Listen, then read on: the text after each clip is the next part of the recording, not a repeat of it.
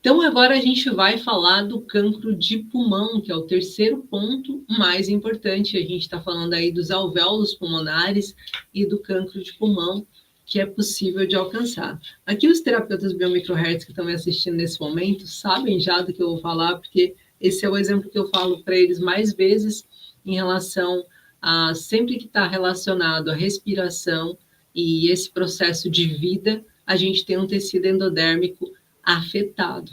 Então, olhando para o tecido endodérmico afetado, a gente sabe que o cancro de pulmão aconteceu por um medo de sobrevivência, certo? Então, esse medo de sobrevivência, ele acontece muito. Eu vou trazer um exemplo aqui para vocês, que vocês vão olhar e vão pensar nisso de uma forma diferente do que vocês provavelmente teriam pensado.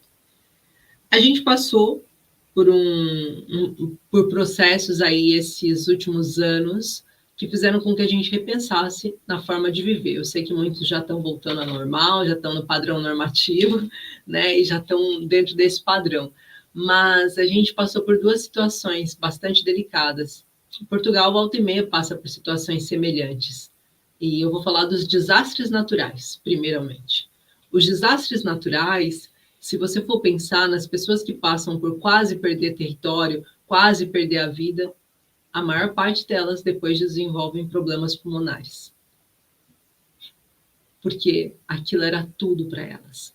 Aí a gente vai pensar assim, mas por exemplo, o pessoal de Piódon, o Grande, foi porque, querendo ou não, passaram por intoxicação, né, do gás carbônico, das queimadas. Por isso teve mais propensão para desenvolver problemas que estão relacionados ao pulmão. Mas, na verdade, não.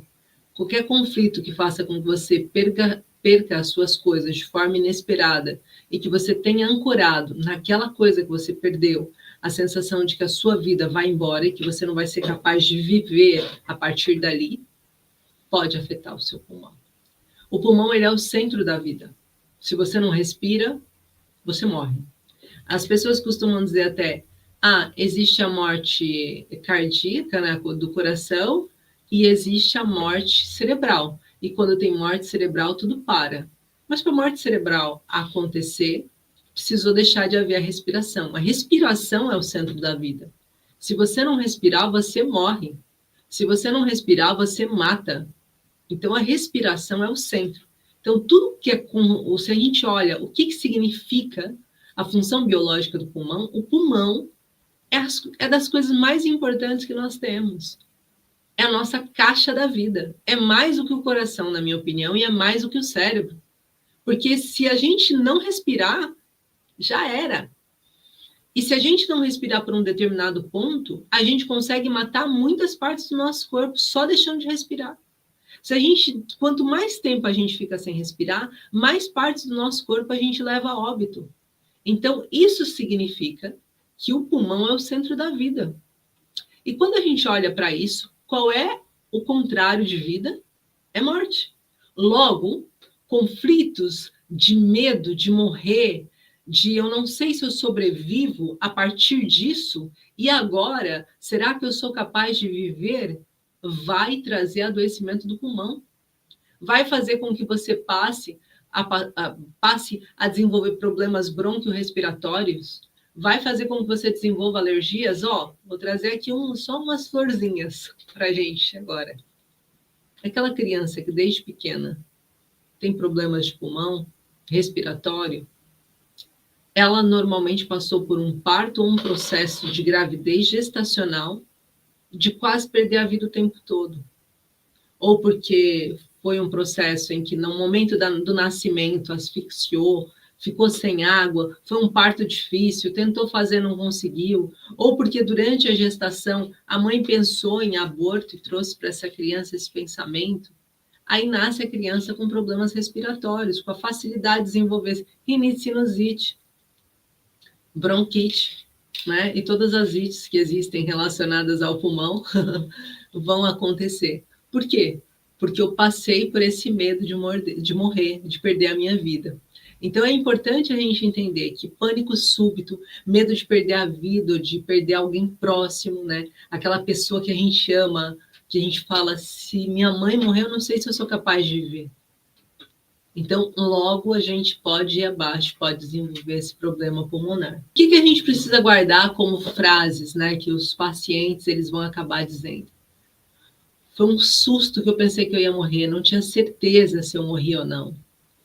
Eu achei que aquilo ia ser o meu fim.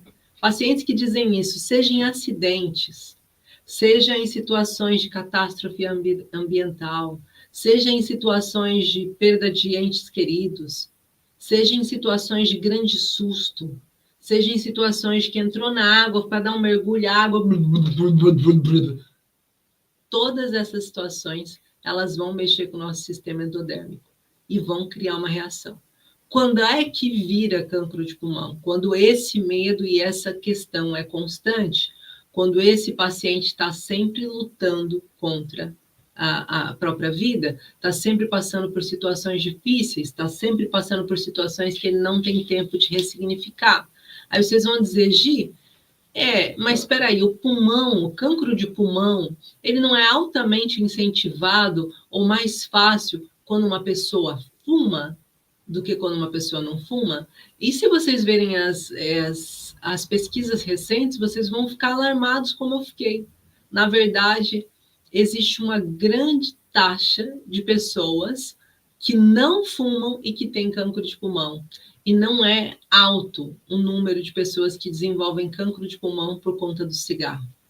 Apesar de parecer o contrário, mesmo elas prejudicando o pulmão, se elas não têm essa deficiência ligada a esses pânicos, a passar por esse processo de quase perder vida, eles não vão desenvolver o cancro, porque o pulmão ele está querendo respirar com alívio.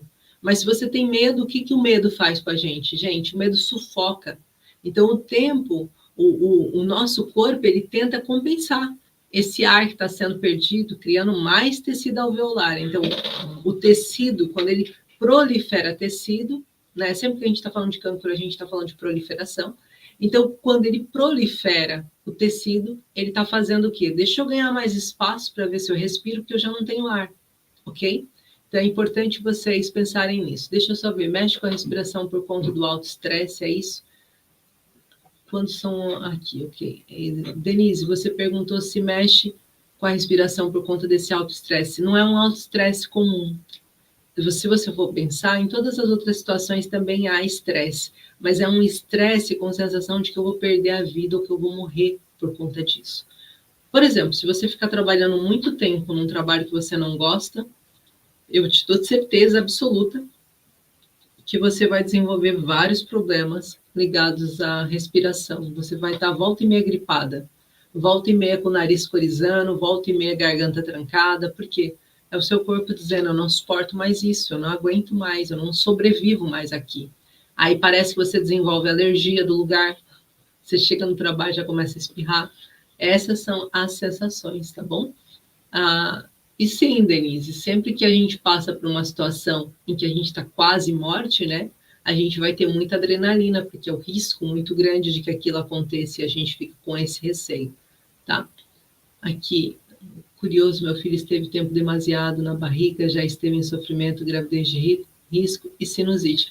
É batata. Se nós tivermos uma questão de sensação de que estou no limite, de que eu não sei mais o que fazer, de sobrevivência, mesmo que seja alimentar, gente, pessoas que estão com escassez alimentar, elas vão desenvolver mais rápido, o sistema imunitário vai parar, a gente, como terapeuta biomicrohertz, a gente sabe, vai ter o timo, vai ter o baço, vai ter o duodeno afetado e vai fazer com que o paciente acabe desenvolvendo algo muito ruim ligado a doenças que vão o tempo todo acontecendo, parece que não sai do ciclo de doença, tá?